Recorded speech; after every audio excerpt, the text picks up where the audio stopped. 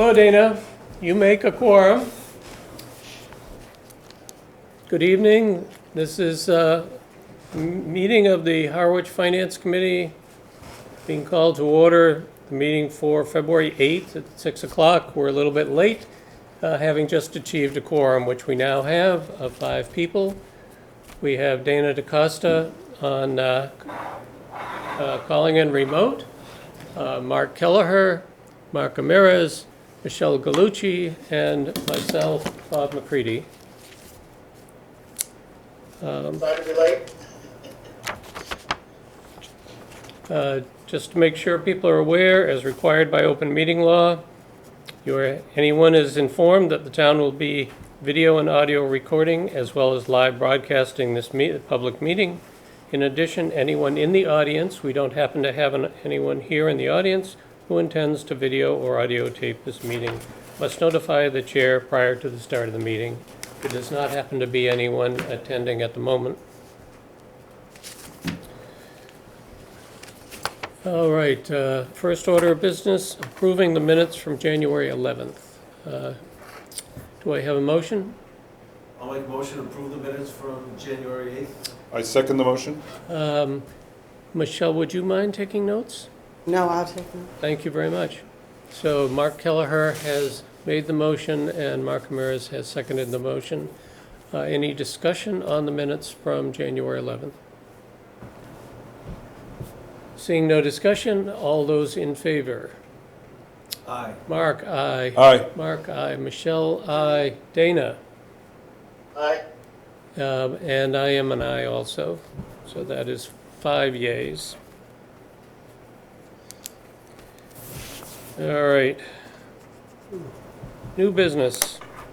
I think just a reminder for people of the fact that the joint meeting with the Select Board on the budget is Saturday, March 2nd, starting at 9 a.m., presumably going until somewhere in mid-afternoon. And I think that's just a reminder that date is still on board on the schedule. I have just a comment. Yes. So I am available till about 1:30 in the afternoon. I don't know. But not prior to? What do you mean? You mean you can go up until 1:30? Yeah. Oh, okay. You should Yeah. get the most- So that most of the importance. that would cover most of it, I think. Yeah, I think last year we went till about 2:30 Okay. finally. So I'll just plan on, Time enough for you to get lunch yeah. on the town. Okay. Okay.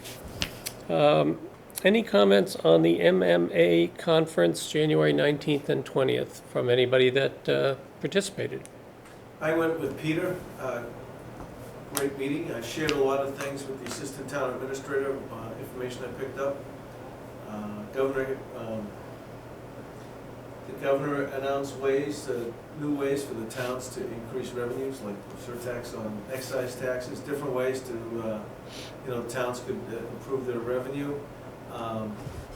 Just a reminder that the MMA response to this has a great website with a great resource library. Both Michelle and I and maybe Mark, we looked at the budget seminar that was put on live yesterday, but it's in their library now, so you can look at that. It's a great way to just get a sense of it. Again, the DLS was well represented there. They're a great resource as well.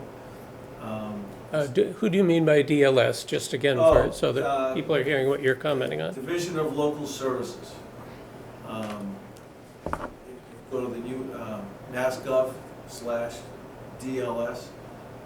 They have everything that towns could use in terms of budgeting and things like that.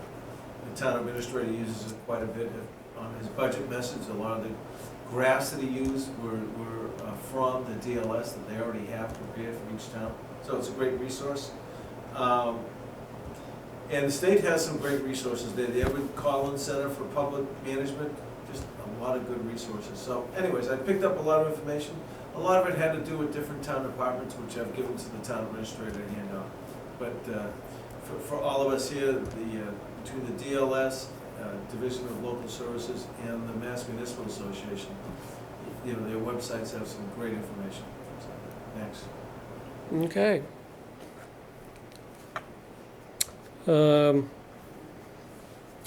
Conflict of interest email, presumably everybody got the, I guess it was sent 2 or 3 different times. I know Peter made sure to send on the email a couple of times that this is a annual event at one level or another, but people do have to make sure that they are current on their conflict of interest.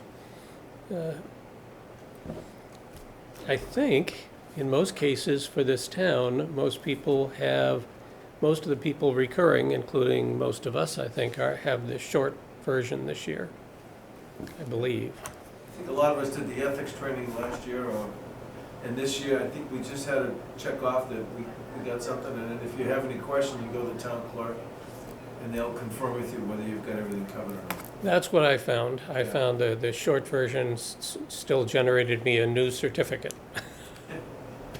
And now I think, again, starting last year, the certificates go automatically to the town clerk. You don't have to deliver them.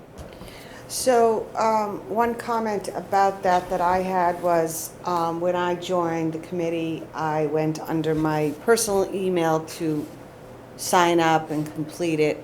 And I understand from the emails that came out that they want us to use our town email. So maybe we could address that when we get to that subject, because I think it said that in that conflict of interest training email that people, the town wants us using our town emails. So I have to change mine. Well, I would presume that we're all using our personal. Well, again, the certificates go automatically to the clerk regardless of how you go about doing it. Yeah, So yeah. So I mean, it doesn't really matter. in the long run, I don't think that it particularly affects anything, because finally what they're interested in, the clerk is interested in, is having a complete record of certificates. Okay. I would think. That's Okay. simply my comment. Not that it's a bad thing, but any department or committee liaison comments anybody has they'd like to make from their roles? You mean for liaison? Pardon? For liaison? From your role as liaison, any Oh. comments you'd like to make related to your committees? Nothing. Okay. Moving along. Actually, let me skip the next one for the time being. I want to skip down to old business, then we'll go back to people's comments on the budget presentation that has been made. It's certainly short, but anyway. To get to what Michelle was just talking about, do we have any update on the town email topic? I have mine. I don't know if Peter received his yet. And do you know anything about, in general, the rest of us having email? I don't know precisely. Okay. So no new information. No. Who's working on that? Is that you? It's the IT director. Sarah Eaton, I think was her name. Who? Sarah Eaton. She's the IT. I'll follow up with her. Yeah, because I'd like to get one set up as soon as possible. I know we discussed this a couple of months ago, I think. And I would really like to move away from my personal email and start using the town email, especially as we're getting really, into the whole budgeting now. Just a reminder again to everyone, including anyone listening, that the Finance Committee is short 2 members and certainly would be interested in getting new applications, which are readily available on the town website.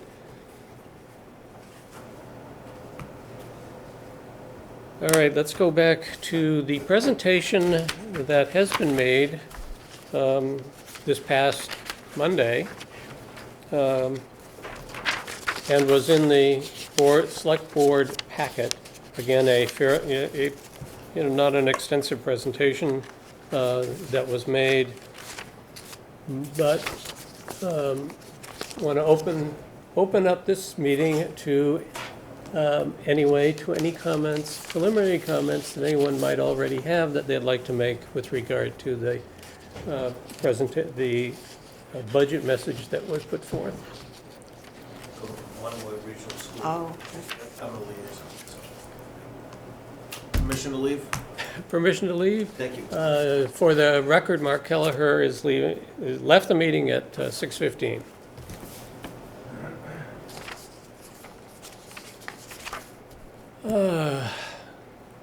Let's start with Dana. He keeps up on this stuff more than anybody. Dana, did you get anything out of the budget message that was made? Yeah, I guess, well, first off, the presentation that was made, it has us out of balance.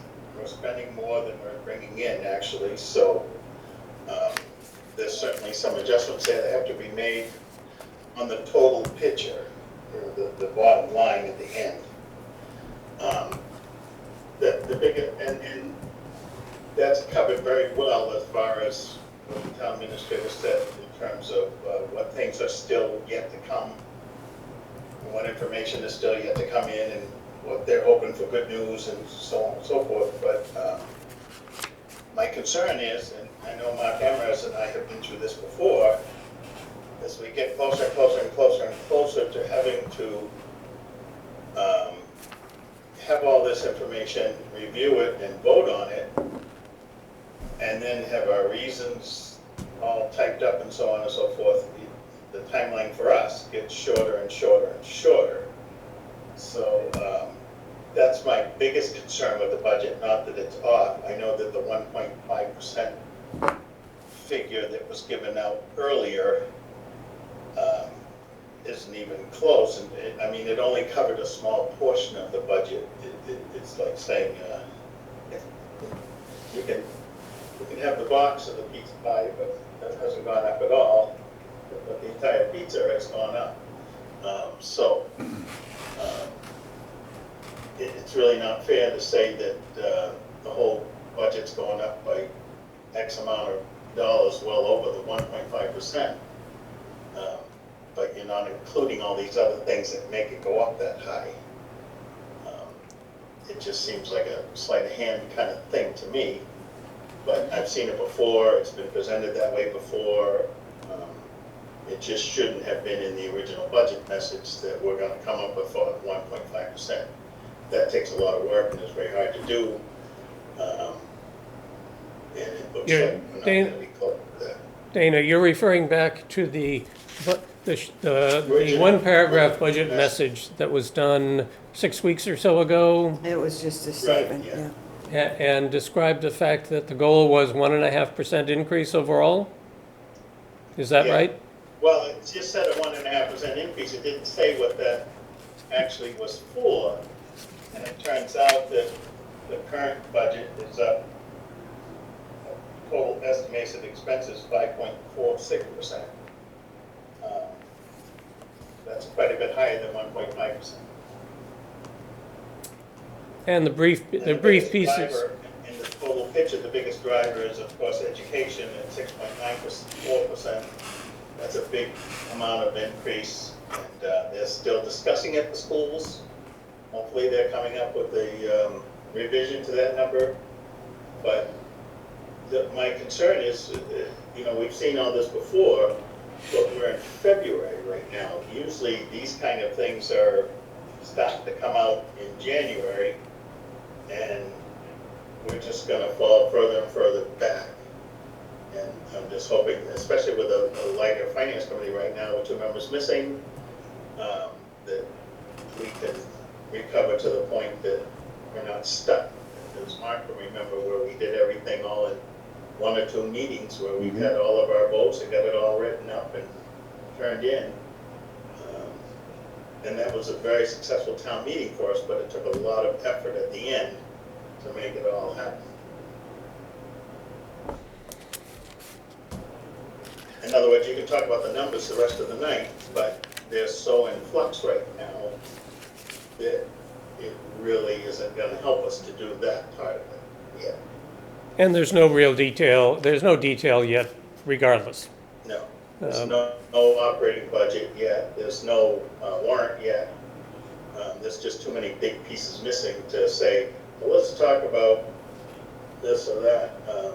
The overall picture is that we've got a lot of work left to do, and the timeline for us to be able to do it is getting short. That's my Right. biggest message on the budget right now. Okay, thank you. Mark, anything Nothing to you'd add. like to add to that? Michelle? Nope.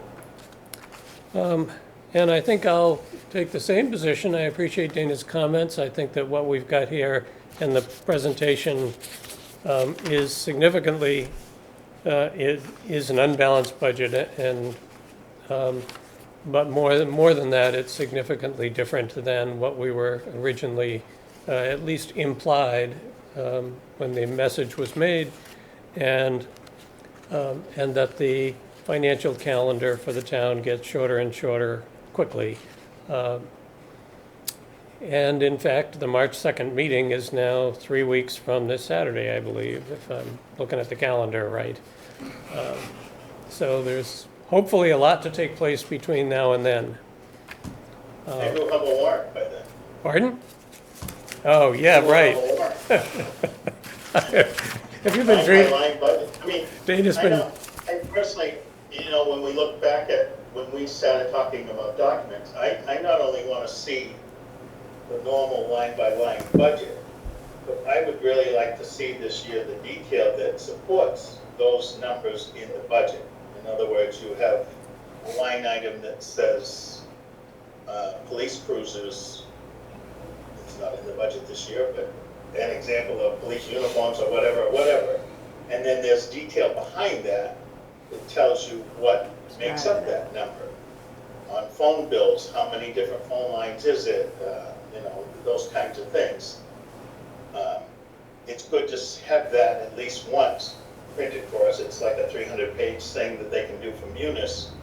But it gives you, when you're looking at overtime, when you're looking at how much it costs for benefits, all the different things that support the different line items lead into those numbers. When we get the budget that we discuss with the column B and the column C, usually column B is the Board of Selectmen and column C is the Finance Committee, that type of thing. When we get that line item, there's not 100 lines in it.